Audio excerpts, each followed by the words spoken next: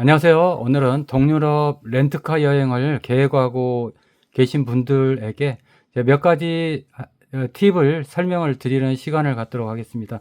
렌트카 타고 동유럽의 뭐 여러 나라를 이동하는 그런 로망 여러분들 가지신 적 있죠? 저도 그게 로망이었어요. 근데 한번 해보면은 그렇게 어렵지 않다는 걸 여러분들도 느끼실 수가 있는데, 가기 전까지는 여러 가지 사전 준비 사항이 굉장히 많습니다. 그래서 어떤 준비를 해야 되고 어떠한 것들 조금 공부를 사전에 해야 되는지에 대해서 간단하게 말씀을 드리도록 하겠습니다. 자, 첫째, 통행료 시스템입니다. 통행료는 우리나라하고 조금 시스템이 틀립니다. 폴란드라든지 크로아티아 통행료는 여러분들이 걱정을 좀 많이 하실 필요가 없어요. 그래서 여기는 그냥 지나가면서 지불하는 그런 시스템이에요. 폴란드는 이톨이라는 하이패스 시스템이 있어서요. 지나갈 때 이톨을 구매를 해서 가시면은 통과가 되는 시스템이고, 크로아티아는 직접 그 고속도로에 진입할 때 나갈 때 이렇게 결제를 하는 그런 시스템입니다. 그리고 여기 체코라든지 오스트리아, 슬로베니아, 슬로바키아, 헝가리, 이런 데들은 비넷이라고 있습니다. 비넷은 그 일주일에서 10일짜리 비넷과 한 달짜리 그리고 1년짜리 이런 비넷이 있는데, 금액으로는 뭐 10일 거 해봐야 한 15,000원 정도 생각을 하시면 되고요. 10일 동안에 고속도로를 아무데나 이렇게 가더라도 한 15,000원 정도짜리 구매를 하시면은 전부 해당이 되는 거예요. 그래서 여러 번 통과를 하더라도 걱정 마시고 한 번만 비넷을 이렇게 구매를 하시면 됩니다. 비넷은 온라인으로도 이렇게 구매를 하실 수가 있고, 이 국경 있죠? 체코에서 오스트리아 이렇게 국경 사이를 지날 때 그 휴게소에서 비넷을 구매하면은 이렇게 되고요. 어디에서 사신다? 휴게소 주유 넣으실 때 그쪽에 보면은 비넷이라고 표시가 되어 있기 때문에 비넷을 구입을 하고 이렇게 여행을 하시면 되겠습니다. 두 번째, 이제 가시면서 주유소 같은 데서 그 기름을 수시로 이렇게 넣어야 돼요. 그래서 언제 떨어질지 모르니까 기름 간들간들해서 고속도로 타면 시간이 많이 걸릴 수가 있죠. 물론 뭐 나가서 주유소 찾아서 넣을 수도 있겠지만은, 그러면 그 시간 낭비 뭐 이런 게 해당이 될 수도 있기 때문에, 주유는 디젤 주유는 검정색입니다. 그리고 녹색 주유는 휘발유예요. 그래서 그 색깔별로 정산을 하시면 되고, 우리나라하고 좀 틀립니다. 이렇게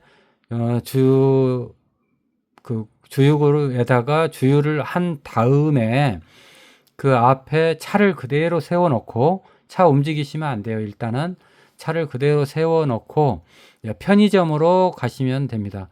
그래서 그 편의점에 사람들이 있는데, 이제 거기에서 자기가 어디 주유소에서 그 주유를 넣었다, 주유 넘버, 번호를 이야기를 해주시면은 거기에서 이제 결제를 하는 그런 시스템입니다. 첫 번째는 비넷 통행료, 두 번째는 주유. 이렇게 돼서 말씀을 드렸고요. 이제 세 번째, 렌트카 여행을 하시다 보면은 내비게이션이 필요하겠죠. 그래서 내비게이션 꼭 하실 때는 장기적으로 이렇게 가야 되기 때문에 핸드폰 거치대가 별도로 없어요. 그래서 여러분들은 그 핸드폰을 꼭 이렇게 거치할 수 있는 것을 가지고 가서 핸드폰 거치대가 꼭 필요하고요. 그 다음에 그 핸드폰 충전을 계속 해야 되겠죠. 몇 날 며칠 차에 또 이렇게 이동하다 보면은 그 배터리가 방전이 돼 버릴 수 있기 때문에 핸드폰에 그 큰 거, 작은 거 이렇게 아무거나 할 수 있는 그런 충전기, 어떤 차를 여러분들이 빌릴지를 모르니까 그 충전기에 대해서도 이렇게 준비를 해야 됩니다. 세 번째, 주유에 대해서 말씀을 드렸고요. 내비게이션까지 말씀을 드렸고, 그 다음에는 자국 화폐를 준비를 해야 됩니다. 네 번째로. 자, 자국 화폐는 그 나라마다 전부 틀려요. 그래서 그 나라에서 쓰는 그 화폐들이 일부는 그 화장실을 간다든지 일부 식당 또는 또 뭐 일부 뭐 그것만 받는 데들이 있어요. 그렇기 때문에 그 나라에 가면은 그 ATM기로 해서 돈을 인출할 수 있는 그 방법을 아셔야 돼요. 그래서 그 돈을 방법을 하는데 폴란드 화폐 단위는 złot입니다. 그리고 체코는 코루나입니다. 오스트리아하고 슬로베니아는 그냥 유로로 그냥 총 쓰시면 돼요. 크로아티아는 루나입니다. 그리고 헝가리는 포린트고요. 이런 게 있기 때문에 유로로 해서 전부 통용이 된다고 해서 유로만 가지다 보면은 조금 돈을 더 내는 경우가 있어요. 그래서 유로로 이렇게 계산을 하다 보면은 15,000원만 지급을 해도 되는데 여러분들은 유로 환전 따져서 18,000원, 19,000원 이렇게 식사비를 본의 아니게 내야 되는 경우도 많이 있으니까요. 그거 꼭 주의를 하시기 바랍니다. 네, 그리고 이제 5번째입니다. 5번째로 또 준비를 하셔야 될 게 폴란드 유럽의 주차 방법이 대한민국하고 좀 틀립니다. 대한민국은 이제 주차를 하고 나서 이제 어느 정도 주차를 했으면은 이제 그 시간에 따라서 얼마를 내라 하면 이제 그때 결제를 보통 이렇게 하면 되죠. 물론 공원 같은 데 가보면은 하루에 뭐 10,000원 뭐 이런 주차도 있어요. 근데 유럽에는 일단 사람들이 주차 관리인들이 별로 없어요. 그래서 여러분들이 직접 주차권을 통해서 계산을 해야 돼요. 여기는 이제 그 선불 시스템이기 때문에 만약에 3시간을 이쪽 근처를 둘러봐야겠다 하면은 그 3시간짜리를 뽑아 놓고 이걸 유리창 앞에 놔야 돼요. 그래서 그 3시간 뽑는 그런 방법들이 있는데 그것은 꼭 가시기 전에 이제 주차권 뽑는 그런 유튜브들도 많이 있거든요. 전원 버튼을 눌러라. 또 뭐 여러 가지 방법들이 있어요. 그래서 그 방법을 좀 공부를 해 놔서 이렇게 주차권 뽑는 방법을 배워 놓으시기 바랍니다. 다음 6번째 그 교통 상식을 좀 아셔야 돼요.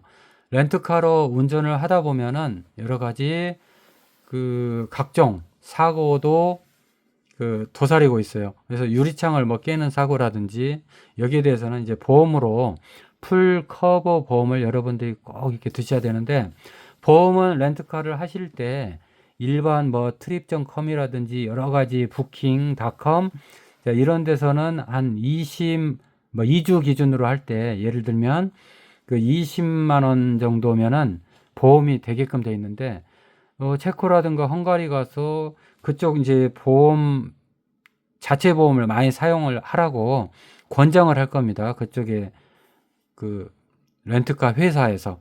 그럴 때에는 그 보험료가 한 50만 원에서 한 60만 원 정도 돼요.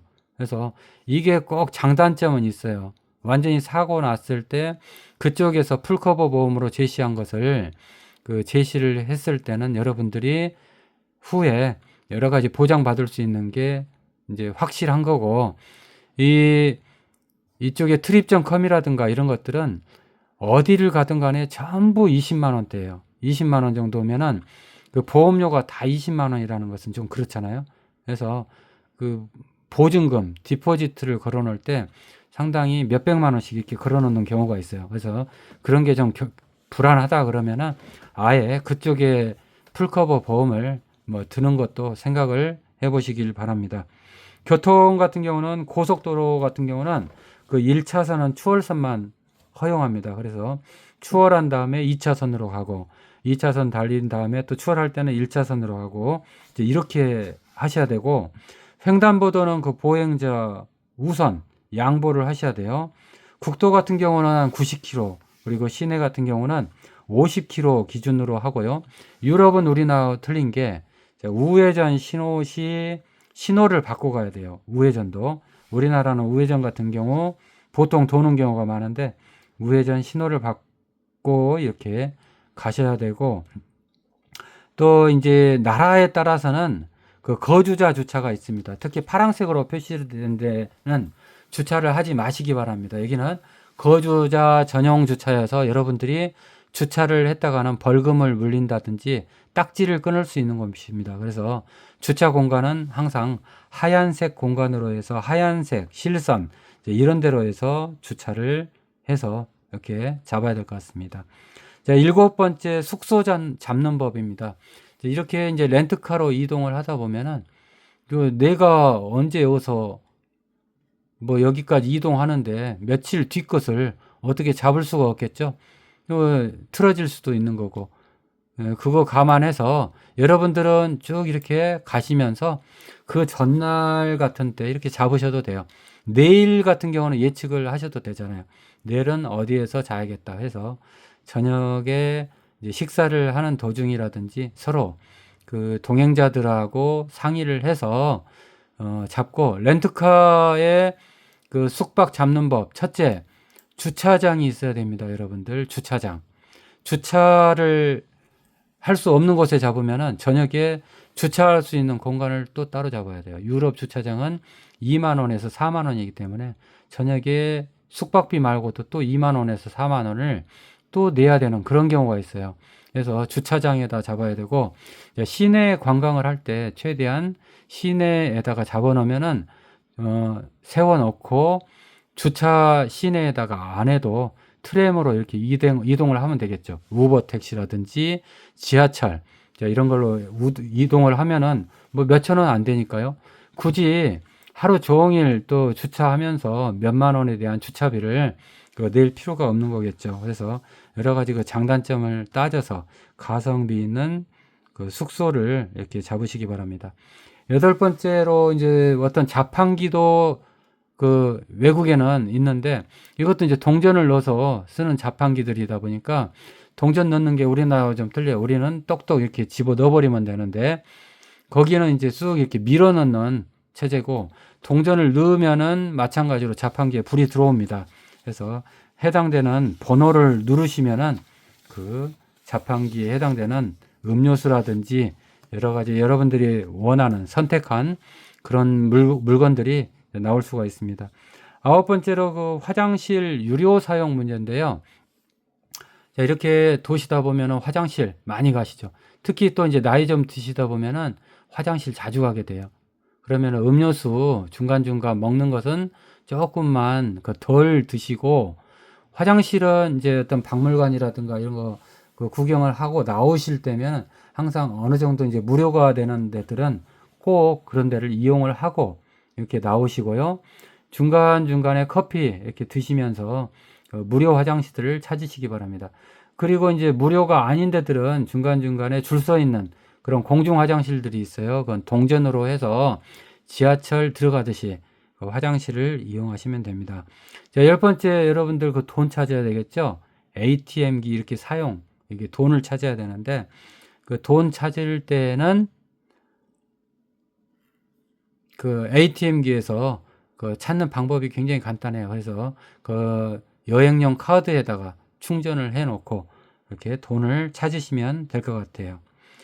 11번째, 이제 지하철이라든지 트램 같은 경우를 많이 이용을 하게 됩니다.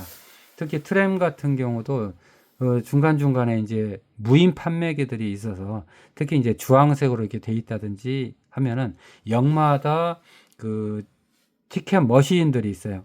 모르시면은 그 조금 기다렸다 지나가는 분들한테요, 돈 주면서 좀 뽑아달라고 하고, 카드 같은 경우 결제가 되기 때문에 그 꼭 이렇게 트램 뽑는 방, 그리고 지하철 뽑는 법, 이것만 알면은, 대중교통 탈 수 있는 법을 알면은 여기 여행하는데 굉장히 어렵지 않게 여러분들이 여행을 하실 수가 있겠습니다.